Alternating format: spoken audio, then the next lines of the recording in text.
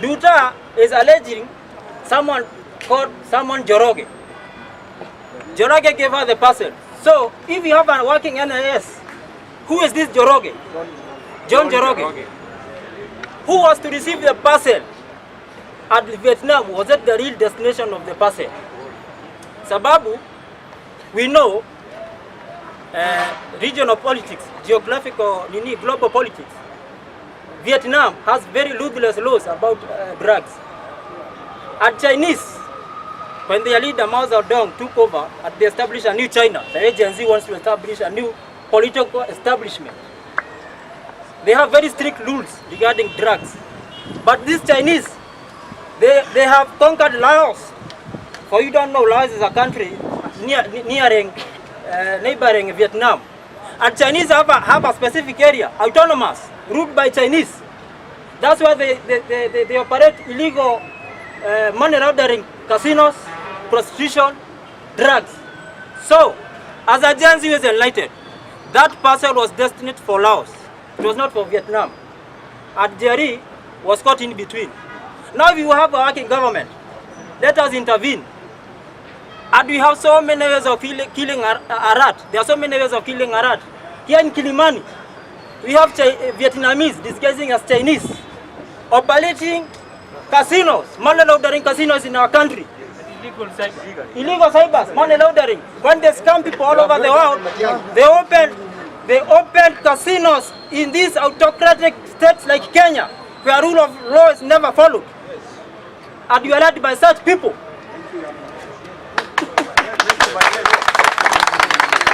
So, if we have a caring presidency, a working NIS, you know NIS, they just get drunk here in bars. The best harlot in town belongs to a CID or an NIS officer. Hadi wanakula mala wale wasipu sana hii Nairobi. We know these things. And when you speak out, we are silenced.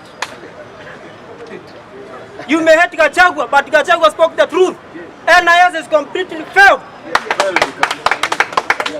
So Duta is facing two things.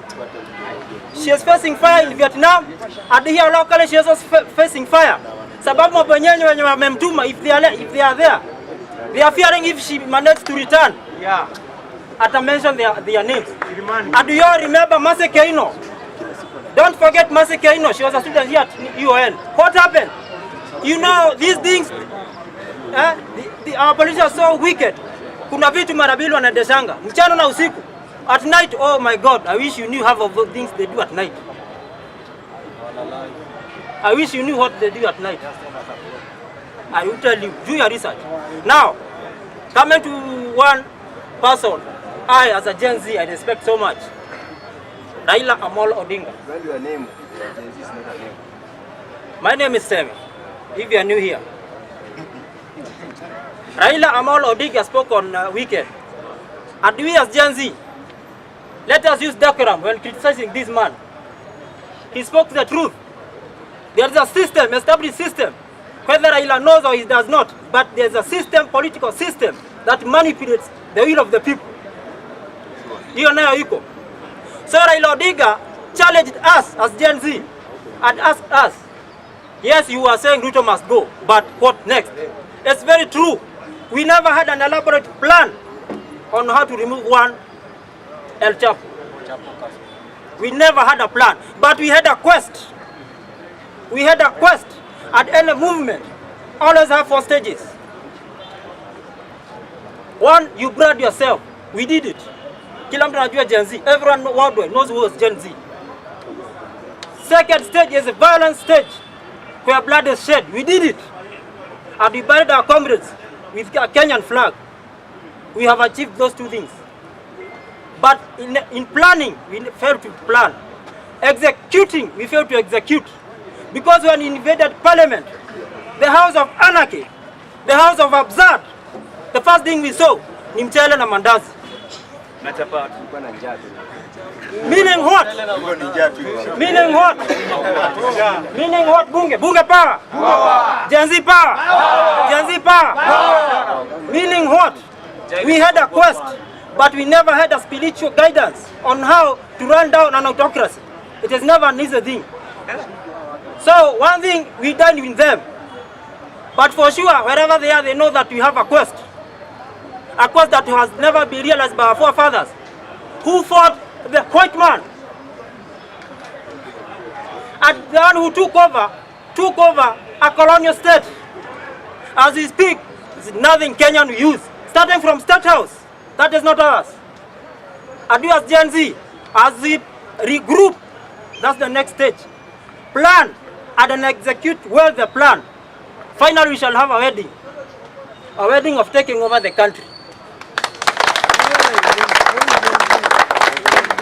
First thing we must do, now we are giving them time, for one. These people ahead of us,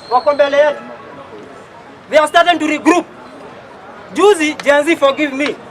I was astray. I was playing the game of divide and rule. Fine. For now, let us lie low. Let us play the game. Let us play their game. Let us play their game. But we are most in that game. In 2027, let's plant ourselves in this system. Start by MCA, being an MCA. I saw the speaker in South B, supporting one of Gen Z. That's where we should start. Let's infiltrate these people.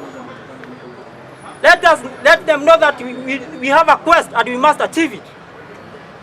And by the way, by 2027, we may not have a direct candidate from us. For one, maybe because of age, lack of experience, but you learn with the time. After 2027, that's where now we are going to plan on how to take over the country totally. And there are things we must do. One, we must change things that are of the status quo as per the colonial government that left us. We are not yet uhuru. There's not yet uhuru. And I want to assure Raila Amolo Odinga, the sewage pipes of history will not swallow down your bones. You'll be remembered. That I can assure you. Tutakumbuka mtu mmoja anaitwa Raila Amolo Odinga. But the sewage of history will swallow some. Kuna watu tunafaa tusahau. So Gen Z, my fellow Gen Z, it is a critical stage. They are bashing us. Wanatuona hatuna mwelekeo. But God is there. Our forefathers' dream must be achieved. We must dismantle State House. When we establish the new political system, like the Mao Zedong of China did. First of all, this is State House. No Gen Z president will ever occupy that State House. It will be built by us. Where we let the Hilbole Kokoto, where we let the Simiti. That is first covenant of having a country.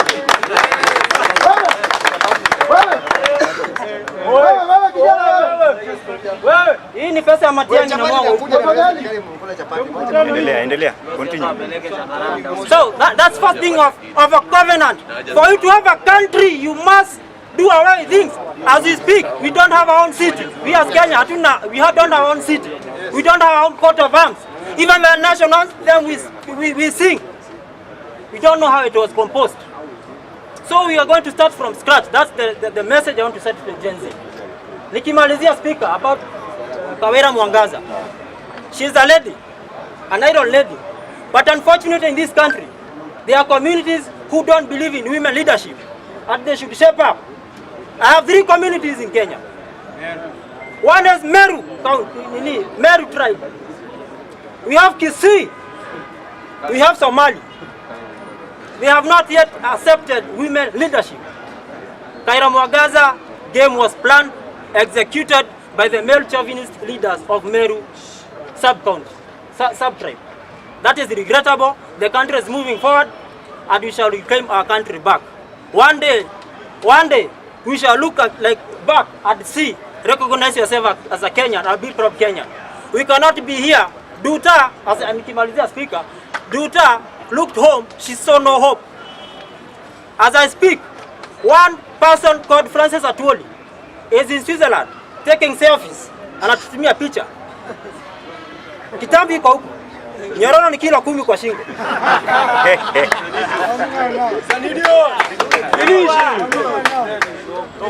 Yet, in this country, there was a bill that was passed. A Kenyan by birth, a watchman, a doorman, minimum wage should be 30,000. But what happens here? Now, I'm sorry, that job ni ya kila mtu. But inapata. But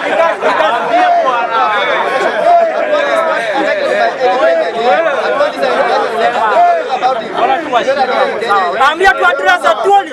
I'm here to address Atuoli.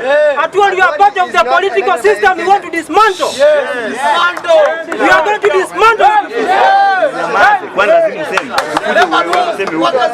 Labor laws has never been enacted. People say our land. People say our land, an ancestral thing, to fly away and wipe white man ass. Why? We know Switzerland. Switzerland is a white man's world.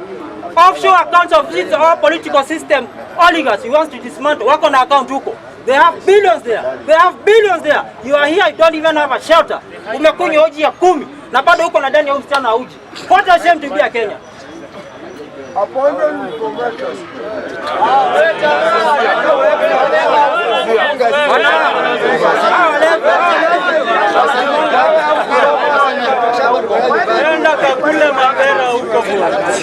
That is second. Bunge power. Bunge power. Bunge power. Gen Z power. Gen Z power. We have a quest. We have a quest. We have a quest. We are the fourth generation of the real Mau. Our fathers went through hell.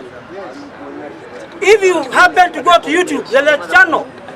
You know, I don't really understand Kikuyu, but I love Kikuyu community.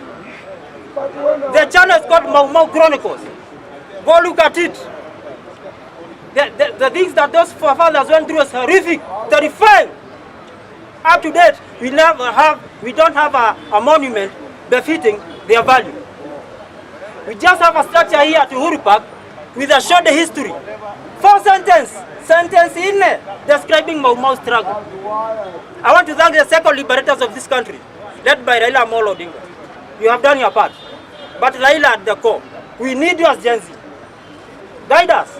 If Raila, you mean well for this country, if history wants to serve you right, please hold our hand. With those few remarks, Mr. Speaker, I want to thank you for your leadership. I'm loyal to your leadership. You bring order here. Hata naona kama kujizigia na tumo. Unajua wanasiasa yenye wana maendeleo wanaleta pesa hapa, tukamkuji tunakuja hapa. Kina Matiang'i. Matiang'i bado hatujajua maneno yake. Thank you, Mr. Speaker. Thank you very much.